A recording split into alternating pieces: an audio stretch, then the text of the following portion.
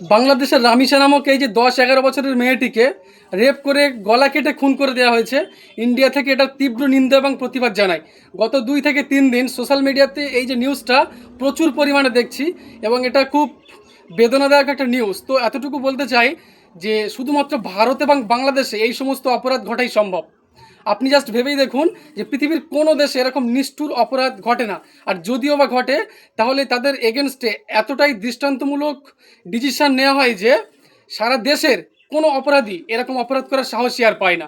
কিন্তু ইন্ডিয়া বাংলাদেশে আইন এতটা সস্তা হয়ে গেছে যে আইন সঠিকভাবে এক্সিকিউশনই হয় না। আমি নিজে আইন পেশার সঙ্গে জড়িত। তাই বাংলাদেশি আইনজীবী ভাইদের কাছে এতটুকু অনুরোধ করব, আপনারা এই রামিসার ফ্যামিলির পাশে দাঁড়ান এবং তার বিচারটা নিশ্চিত করুন। এবং বাংলাদেশি ভাইরা যদি ভিডিওটি দেখে থাকেন অবশ্যই জানিয়ে যাবেন যে এই ব্যাপারটি এখনও পর্যন্ত কতদূর গড়িয়েছে, আসামিকে ধরা হয়েছে কিনা। আর যদিও ধরা হয়ে থাকে তাহলে বিচার ব্যবস্থা কতটুকু এখনও পর্যন্ত নিশ্চিত করা হয়েছে অবশ্যই জানিয়ে যাবেন।